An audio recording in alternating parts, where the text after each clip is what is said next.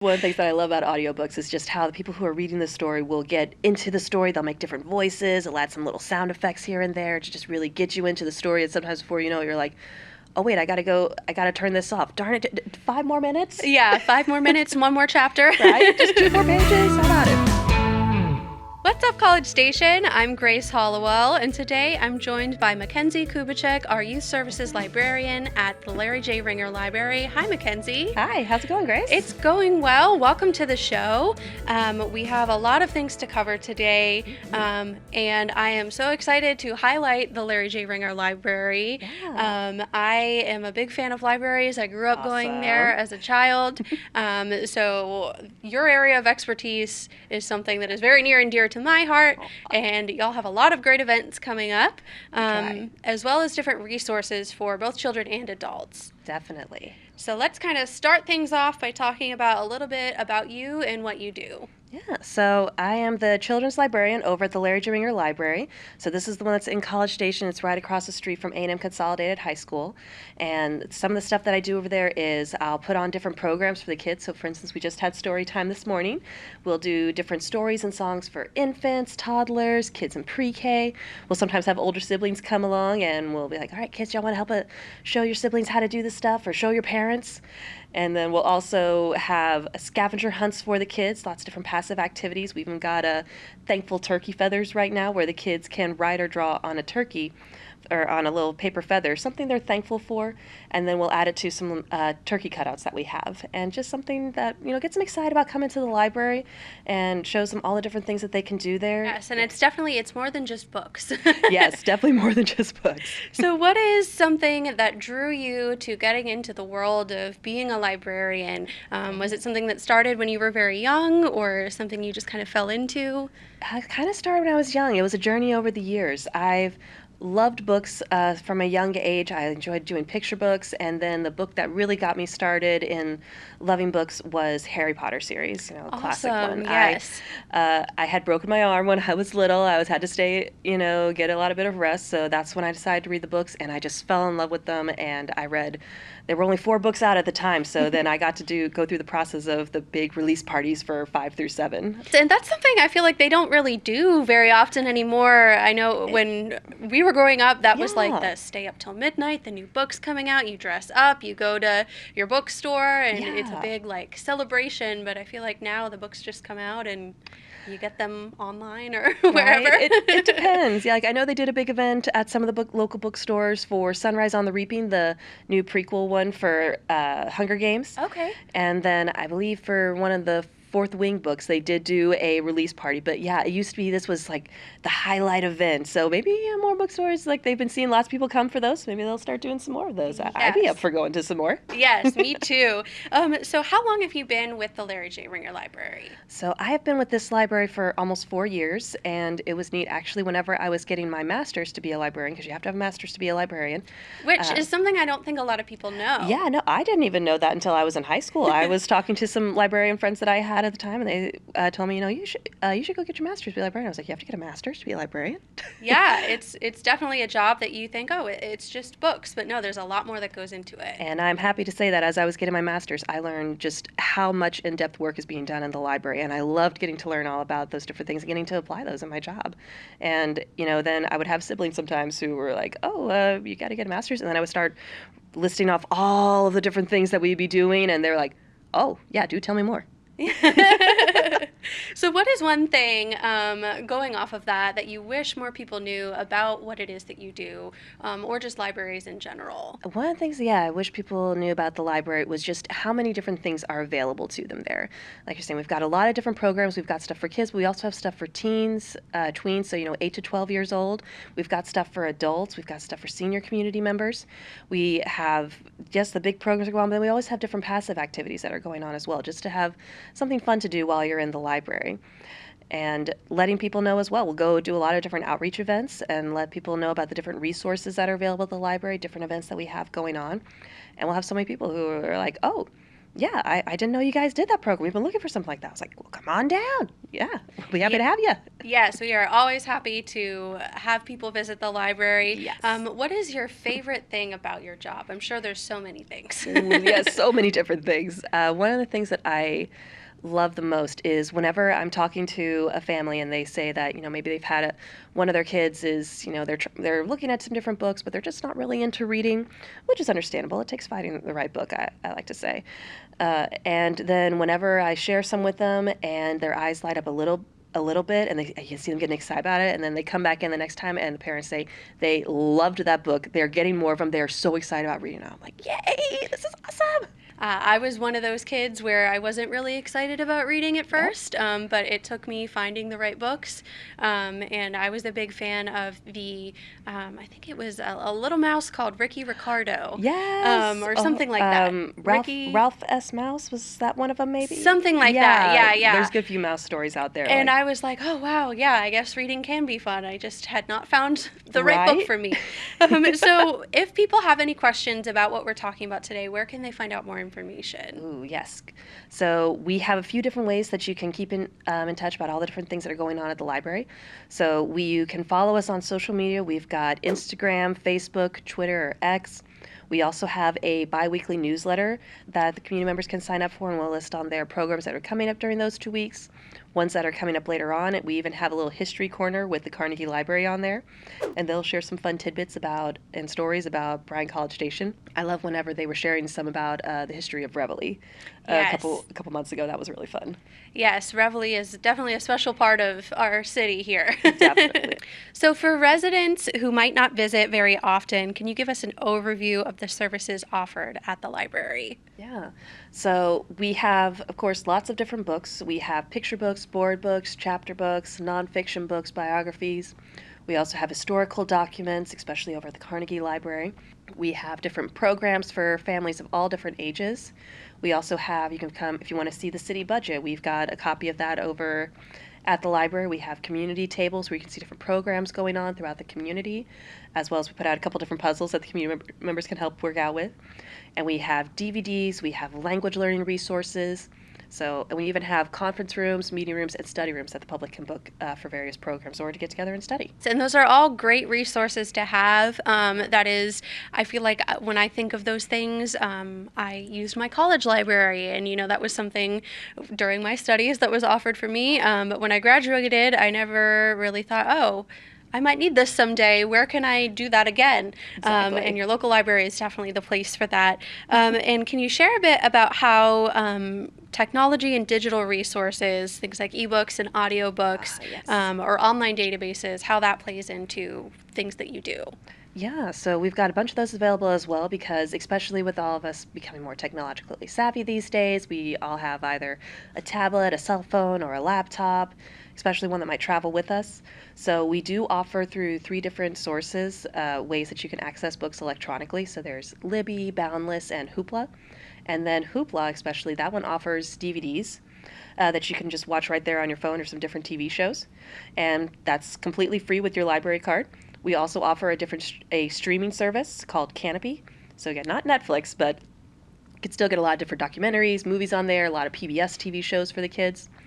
And audiobooks and ebooks are especially popular because, coming into the winter season, you might have some days where you're traveling for the holidays, or maybe we get some bad weather here and there. It's common to have it. Well, maybe if you didn't want to go outside, just pull up your phone or pull up your computer, and you can access all that stuff online, including databases for whenever you're doing some projects for school. You mentioned the Harry Potter series. Yes. I have not read them, but I have listened to the audiobook versions of them, which I found very, very fun as a kid. It kind of before I saw the movies, it kind of really got you into that world and immersed me into the Hogwarts of it all. That is one of the things that I love about audiobooks is just how the people who are reading the story will get into the story. They'll make different voices. They'll add some little sound effects here and there to just really get you into the story. And sometimes before you know it, you're like, oh wait, I gotta turn this off. Darn it, 5 more minutes? Yeah, 5 more minutes, one more chapter. Right? Just 2 more pages? How about it? So how do your staff members help residents discover new resources or programs that fit their interests?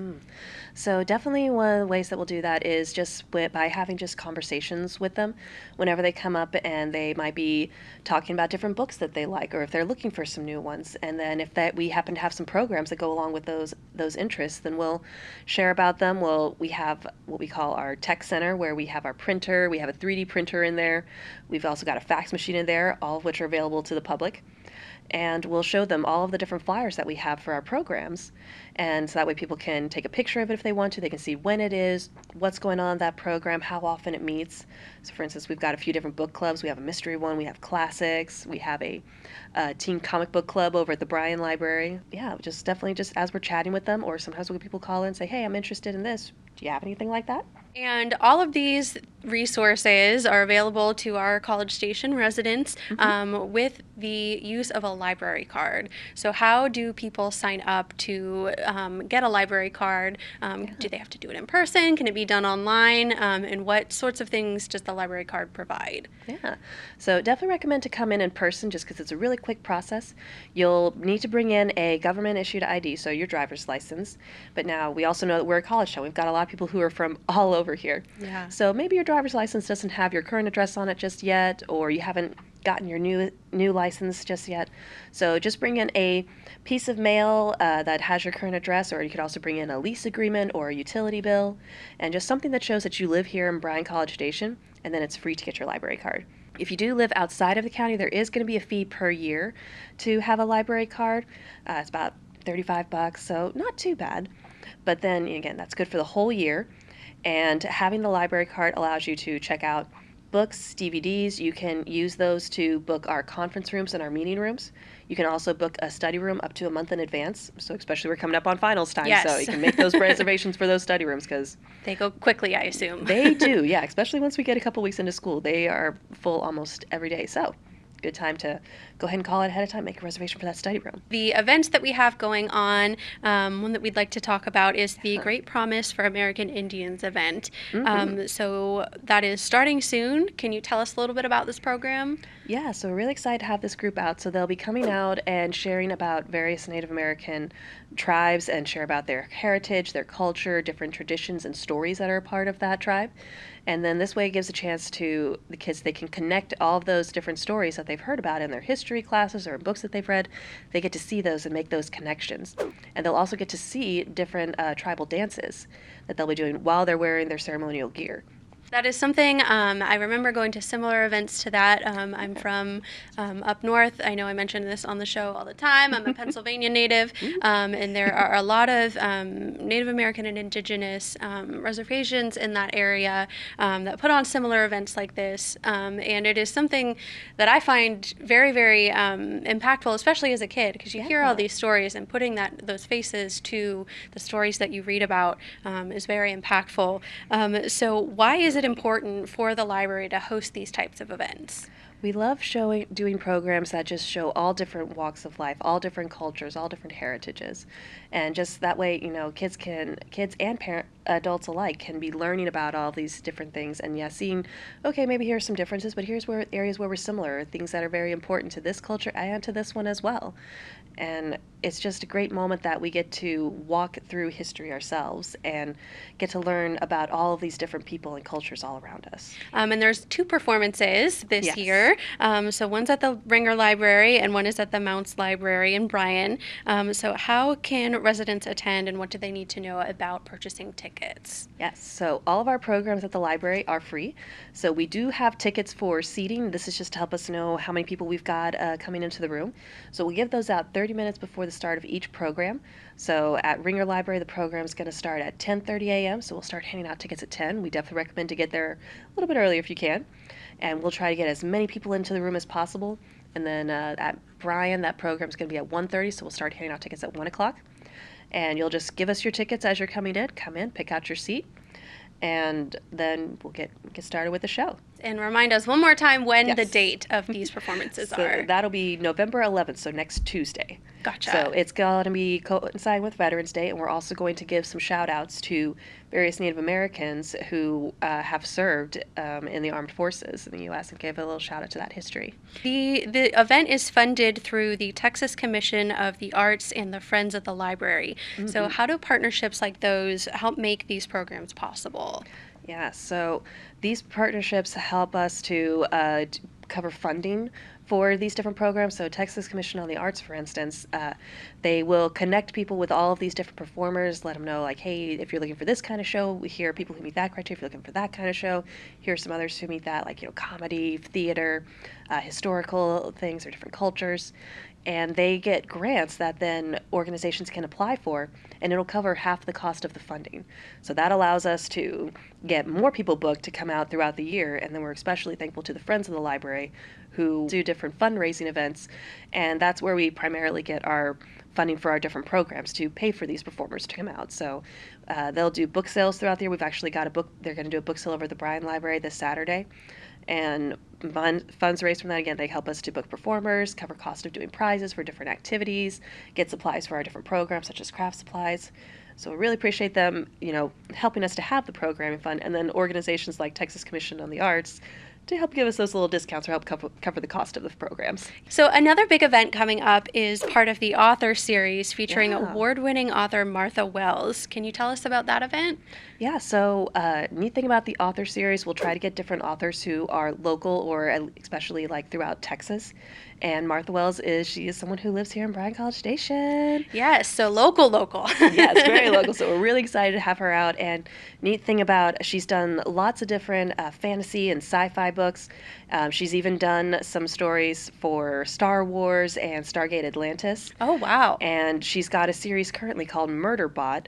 It's a sci-fi series about a bot who just becomes more aware of, he gets a conscience, he becomes aware of his programming, and he kind of gives himself the name Murderbot just so that he's like aware of like, yes, I'm a robot, I also have all of these different powerful tools, and just to remind himself to be careful with them. And that is actually been made into a TV series. Wow, So, that is yeah, great. really excited for her. Yes. So when is this event? So this is going to be not this weekend because that'll be the book sale over at the Bryan Library, but it'll be next Saturday over at the I believe the Ringer Library, and we are doing for each of our author series, whenever an author comes out, the first 50 people who sign up to attend will get a free book for that author. So we still have some spots built for that. So if you'd like to get one of Martha Wells' books for free, sign up on our on our website, on our online calendar, and yeah, you can get a free book and then have her sign it while she's there. Yes, I did. It's always good to get free books. Definitely, yeah, that helps. Yes. So what is your favorite part about bringing these well-known authors in to do story times, as well as, get to chat with residents about their books? What makes that so special? It's really neat for kids and adults alike to be able to see these authors and be like, oh my gosh, yeah, there they are. I've read their stuff. I've heard all about them. I've seen them do all these different things online, and then here they are in front of me, and they get to share any questions that they've got about becoming a writer, or working with stories, or going into the publishing field, or what it's like having something made into a movie or a TV show. Like we've had Kwame Alexander out. He's done a bunch of different kids' books. He did a TV show with Disney that was on his basketball series, The Crossover. We had Gordon Corman come out this past spring. He's done tons of different kids' books, lots of comedy, fun stories, and the kids just get a huge kick out of seeing these authors and hearing motivational words from them about like, hey, I started out with like this, and look what I'm doing now. Whoa. I remember one of those core memories as a kid, Mark Brown, the author of my gosh. the Arthur series. Yes! He's from close to my hometown, and That's actually awesome. went to the high school that I went to. Oh. So they had his, drawings and stuff in the library, and he would once a year come and talk to us. And that is something that made an impact on me and wanted me to read more of his books. Yes, he was one of my favorites. Like, I grew up watching his TV show Arthur. That was one of my favorite things to do after school. I was a PBS kid too. Yes. So beyond these two events, what other programs and events do we have coming up? Yeah, so another one that we've got coming up actually this weekend for any Pokemon fans, we are going to have a lot of different gardening organizations coming out this Sunday at the Ringer Library, and they're going to be teaching about plants and their care, and we're going to incorporate Pokemon into it. Awesome. So, because there are a lot of different grass-type Pokemon. Yes. And so kids can get lots of different crafts and prizes. We're also going to be doing a book giveaway with United Way, so they can come get a book. We're going to have some book bags out they can decorate. So just a fun chance to come learn about Pokemon and plants.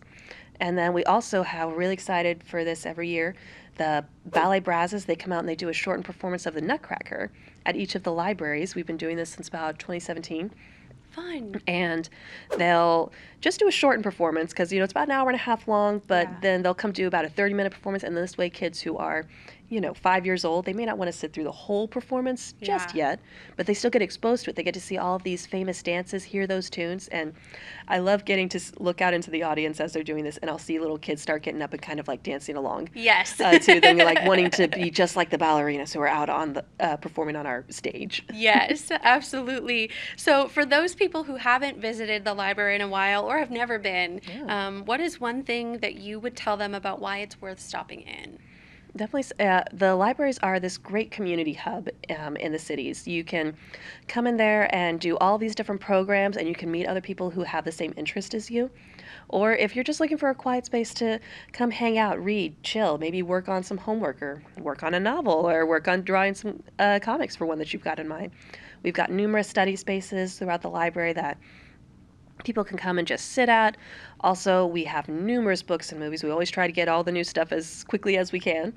October and September are big months for lots of new books coming out. So we've had kids asking about some of the newest titles, and we're like, they're coming in, we're getting them, don't worry.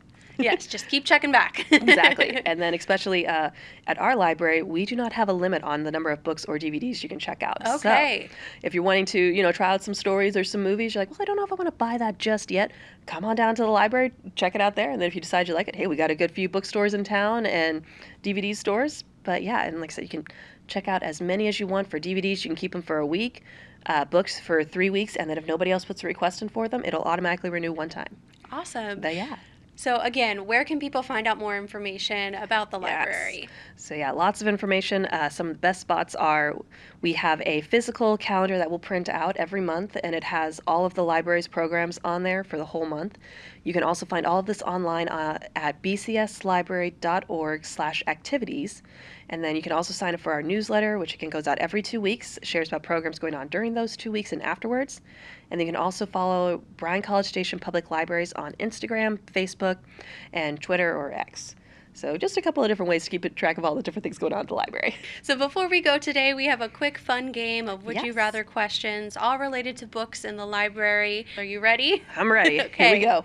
Would you rather have the power to bring book characters to life or to travel inside of any story that you read? I like to travel into inside any story that I read because I would love to go to Hogwarts. Yes, me too. Would you rather meet your favorite author in person or get a sneak peek at their next book? I think I'd like to meet them in person because maybe while we're talking, I can see if they can slide out a sneak peek about the book. Okay. Just maybe. Yeah. Would you rather only read fiction or only read nonfiction for the rest of your life? That is a tough one. Yes. I will say I'm going to go with fiction because one of the things I love to see is when people will take nonfiction elements and incorporate those into the story. So talking about science, history, famous people, and they'll just interweave that throughout the story. I love that. Yes. Would you rather only read physical books or only listen to audiobooks? I'm a little bit of an old soul. I actually love physical books. Gotcha. And then finally, would you rather have unlimited access to every library in the world or your own private library at home? I think I'd have to say unlimited access to every library about the world, especially if I had some sort of teleporter, because I have seen some amazing pictures of libraries all around the world, and I was like, I would be awesome to go visit that. Yes, me too. Well, thank you so much for joining me today, and that's what's up. Thank you so much for watching. If you like this video, make sure to hit the like button and subscribe so you don't miss out on any future content, and drop a comment below if there is a topic you'd like us to discuss in upcoming episodes.